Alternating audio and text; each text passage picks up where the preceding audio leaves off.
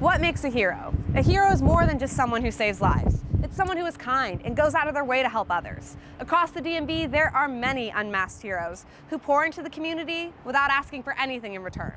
We wanted to take the time to highlight those people and their contributions. I'm Samantha Gilstrap, and this is DMV Heroes.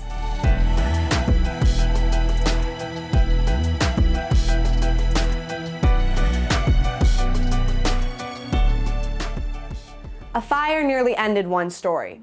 Now it's on its next chapter, thanks to some of Alexandria's own. Recently, because of the store and everything, I haven't been running that much. Yeah, no. Well, there are periods in life where it just gets too It's just too hard. much, especially when it's cold, dude.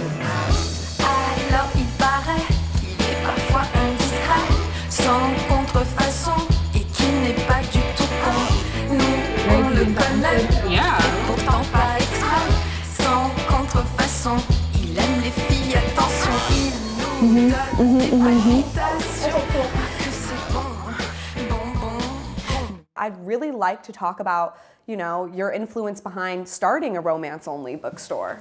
I kind of started to look into what would be something I can contribute and that other business owners in the DMV haven't contributed. So we have great bookstores in the area that have a really great, variety of titles, but the space I thought was missing was a space that really celebrates what women love and what makes us find joy and what queer people love. Speaking of the romance genre, I know it can be very stigmatized, but it happens to be like one of the most popular genres of books. Can you explain a little bit why you think that is? There are 16-year-old girls who are writing the next great novel right now on Wattpad because women and girls really enjoy romance because we're able to kind of dig into the intimacy and explore relationships and explore experiences that in fiction books you explore as well. A lot of people kind of say, well, these books are all about sex or it's all about smut. Well, if you pick up Game of Thrones, which is not geared towards women or considered a romance book, you're gonna see a lot of that. So really the issue, I don't think, is that there is sexual content at that point. The issue is that there's intimacy in it and that the sex is all usually consensual. That's really the biggest difference I see. And so I think, if people really kind of peel back as to why they stigmatize these books, they'll see that we love to hate on things that women love. I think I'd be amiss not to mention there's a lot of push for book banning right now, particularly books that showcase people of color and LGBTQ plus members of our community. Why do you think it's so important to have this as an inclusive, safe space for those kinds of books?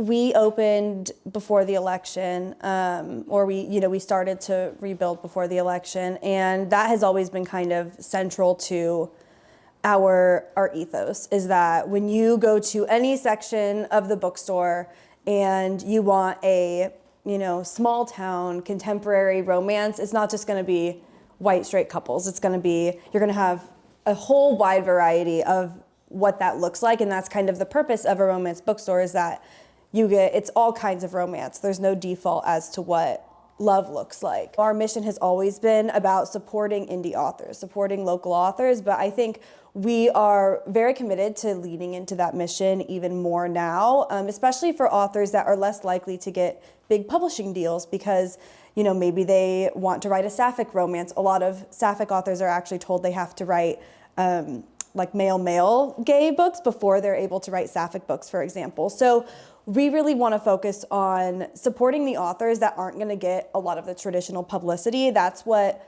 we as indie bookstores can be really good at and how we can help our community the most. So in the future, you're going to find a lot of those types of events with us. We love hosting these big book events for the most popular books so we can all get together and be excited about that. But we're also really loving working with local authors who have reached out and who we've reached out to, and it's been really fun. And so if the book is banned from a public library, you'll be able to find it here. I know Alexandria has, a little bit of a history of being a little more conservative too. Why Old Town, why Alexandria? We love how small business friendly Alexandria is. that was a really big drive, is that if you walk down King Street, it's really, there's so many lively small businesses. I love the story, yeah. I love that it's like the sisters took over, and like there's not that many like Black-owned wineries, much less like Black women-owned wineries. So I was like, I'm glad you were able to find that, because I was like, I feel like that's the vibe of the event, you know? And the labels were beautiful. Did you notice the depiction of Oh my God, the taste in the wine? like- Well, it was just a couple of weeks actually before she opened, and she had come into the shop and introduced herself and wanted to talk about doing a tasting for her grand opening, which we're thrilled to do. Easy partnership, wine and books. Who doesn't love that? Hi, good to see you. The small business community here is very supportive of one another, no matter what type of business you're in. There's just a ton of support, a ton of rallying around each other, and a lot of just organization and communication between the small businesses. So when Jamie had the fire, everyone just kind of overwhelmed her with requests to help. What can we do? 3 days after you opened, you know, you had this big fire. Can you tell me what that was like when you found out about the fire? I think I was just in shock, and I was kind of trying to believe it wasn't as bad as I thought it was. So I was about to go to bed. We had just finished our last day of the grand opening weekend, our last event. And it had been maybe 5-6 hours. I was like, my boyfriend and I were sitting in bed, reading our books, about to turn off the light, and I got a text, go to the store, there's a fire now. And so we drove over. We're the closest ones of the 3 businesses that were in there. We lived the closest, so we got there first. And, you know, I saw the fire trucks, and that was the scariest part, was how many, like they had 4 fire engines there. And we're like, oh, this wasn't a little tiny fire, this is a 4-engine fire. But we, you know, found out right away that the fire had started in another part of the building, so we were hoping that perhaps our part of the building was saved, and that they responded really quickly, which we're really fortunate for. The babies, they're so beautiful. So I was hoping all of us, you know, would at least be saved, but the smoke damage that was traveling through the building throughout the fire all of us, you know, were hit really hard. The store fire, so many businesses have kind of come to my aid in really wanting to make my business successful. Immediately after, I kind of just wanted to be sad, and all of our community really just said like, no, it's about to be Christmas. Like, we're rebuilding this. We're getting you a Christmas season. So I had already been working with Wine Gallery 108, who we're above right now. And she said, hey, you know, we have the extra space. You can move in as soon as you need to. I'm a single female business owner, and I think after talking to Jamie and knowing she had just opened and had such a huge success, and we were coming up on the holidays, I just know how important that time of year is for any business owner. So I have the space, I had the perfect place, so it just made sense. You know, and she was really only up the street, so her customers didn't even have to go far to get to this place. So it just seemed like a win-win all the way around. Other business owners kind of gave me recommendations, and brokers to help me find a permanent space. And we had, I think, 8 or 9 businesses reach out and offer to just let us keep books there for now at their spaces. So we had that going on for all of December and January.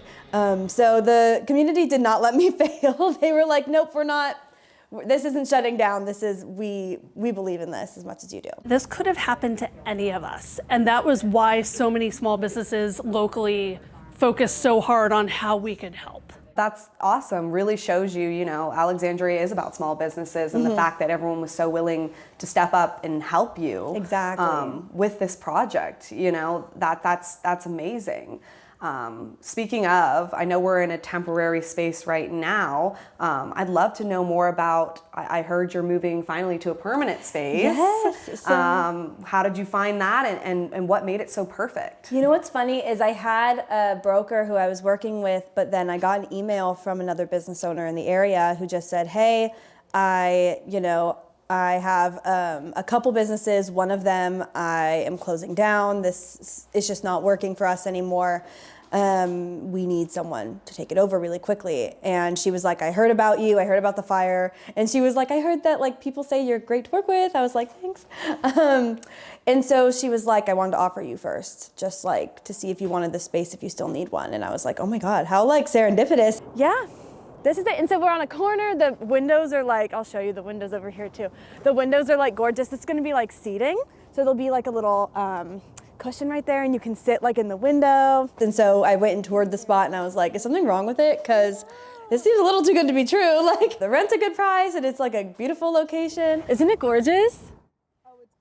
We really had the wind at our back despite the tragedy.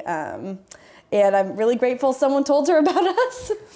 And where is the new location? The new location is right behind City Hall. Okay. So City Hall is kind of where we do every Saturday, there's the farmer's market. So right behind that on Cameron and Fairfax. Okay, so right around near us. Right around the corner. If you had to rename the bookstore after a different trope, what would you rename it? Maybe based off of something you like to read. Oh my gosh, okay. Another trope. I love the only one bed trope. The forced proximity. Oh, forced proximity could be cute. 1, 2, 3. Yay! Thanks, friend. Ne me posez plus de questions. Non, non, non, il a une drôle d'occupation. Bon, bon, bon, toujours la même réputation. Long, long, long, et le moment de réflexion.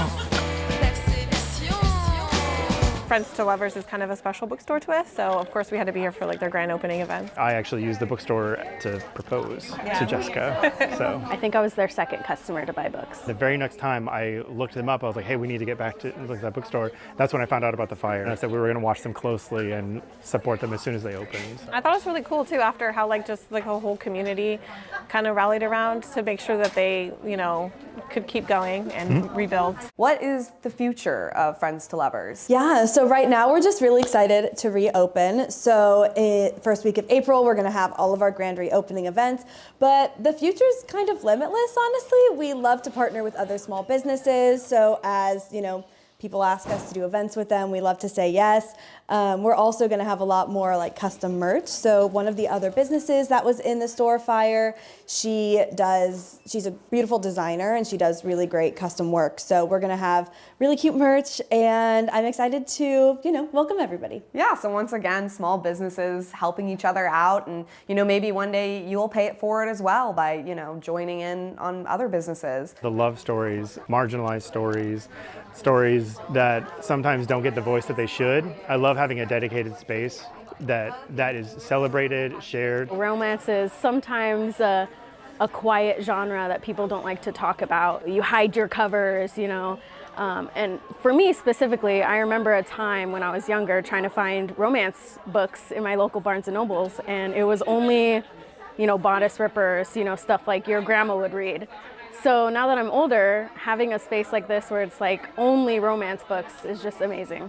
Yeah. See the growth is nice. I think it's just mainly just the judgment-free and just being yourself and excited about fictional characters. Like what you like, be proud of it. You'll find a community, you know, of people like you that you can, you know, share your likeness with. Get lost in it. We kind of opened the store with the mission of celebrating what women and queer people love. And I think especially now when what women and queer people love, like you said, are under attack with book bans or just we're made to feel unwelcome in a lot more spaces. I want everyone to know that this is always going to stand for what's right, and we're always going to maintain our mission of being, you know, true to celebrating those things. And I think, you know, I really think when people donated $40,000 to help us rebuild, it was because they believed in that mission, and we're really committed to not letting you guys down. So.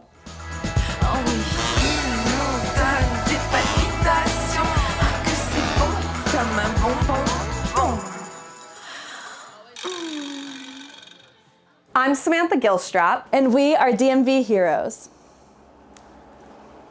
That's great.